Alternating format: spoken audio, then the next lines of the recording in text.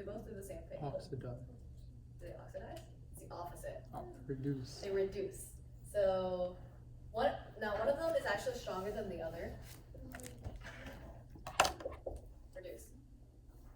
So which one is a stronger reducing agent? LiAlH4 or NABH4? Li. Yeah. So this one would turn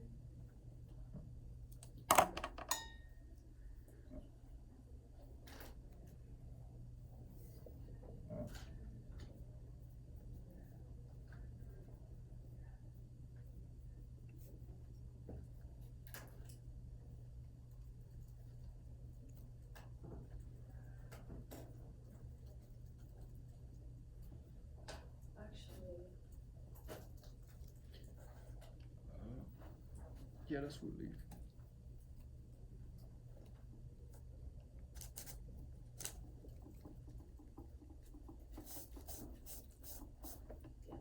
so LiAlH4 is so strong that it actually breaks the bond between any carbonyl and another oxygen. So this happens with carboxylic acids, esters, basically whatever breaks gets another hydrogen added to it. So in this case it was OH, so it becomes H2O. And both carbonyls get reduced.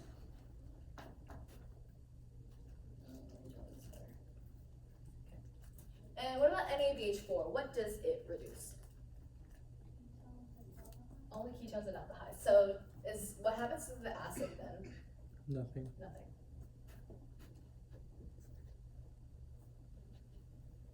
You have the acid that remains the same and the carbonyl that becomes an alcohol group.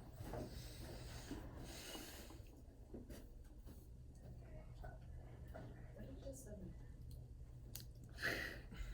Dude, I record you right now. Continue. I want that. Okay. Okay, so we've seen, there's two other reactions where we've seen H2 as a reagent, but this one has Raney nickel as a solvent. Does anybody remember what Raney nickel does to H2? Does it make it a better reducing agent or make it a worse reducing agent? Bad. I feel like you just guessed. You definitely just guessed. It does make it better.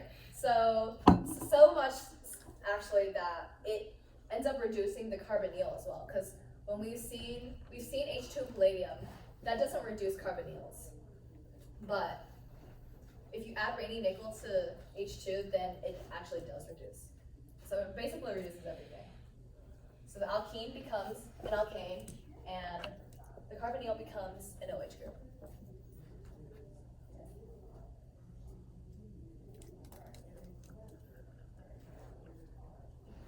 And now So- we move on to, yes. Does that also work the same as the LiAl? No, because LiAlH4 actually does not reduce alkenes.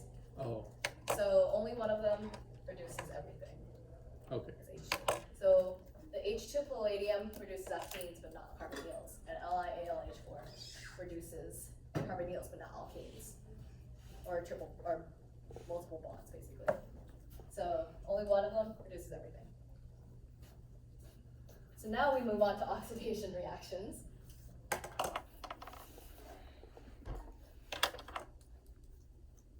Does anybody know the name for this reagent?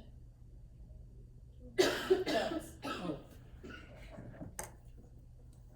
You can just, on the synthesis, you can just write Jones oxidation if that's what you're gonna use.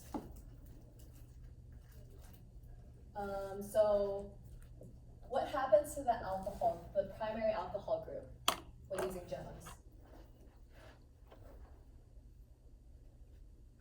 It Becomes makes an acid. It goes all the way, it does not stop at an aldehyde. that's only for primaries, right? Yes, because if it's secondary, it becomes a ketone. So PCC, does that one go all the way to an acid as well? No, No, it stops at the aldehyde. at the aldehyde.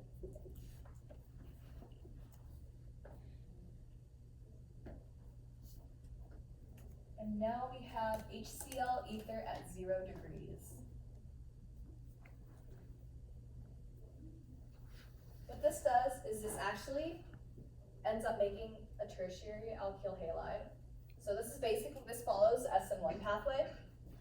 So this OH takes the hydrogen from the HCl and it forms a leaving group, good leaving group, right, which is water. And then afterwards you're left with a carbocation, so that chlorine can then attack. So all it does is it replaces the OH with a chlorine. But it has to be in these conditions, HCl. And then it can also be HBr.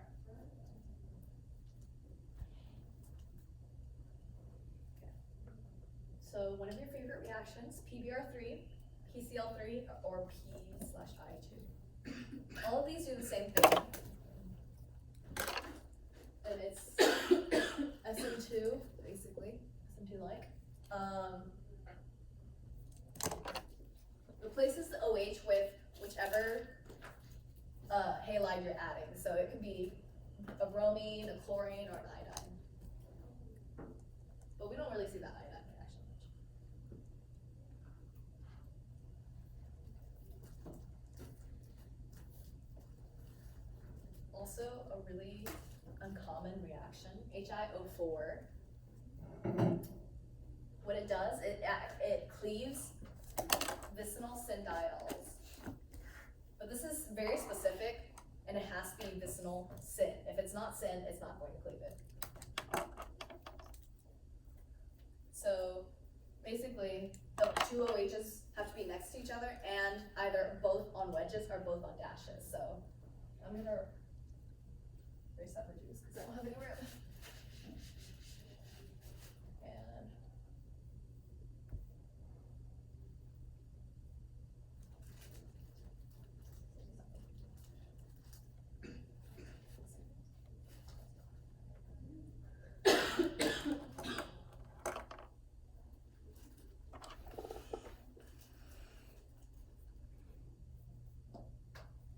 so what happens when you cleave something? It forms a carbonyl, right? When you've cleaved, when you have an alkene and you use potassium permanganate, it forms a carbonyl, either ketone or aldehyde. Well, same thing here.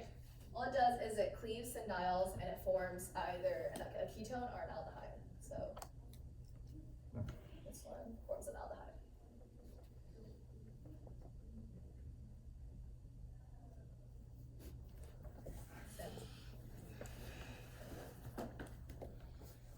So, last few reactions. We have another one that looks like, no. So, but basically, what happens in this reaction is that this acts as a nucleophile, which is weird, but this is a special kind of reaction. So, next here, it's basically SN2.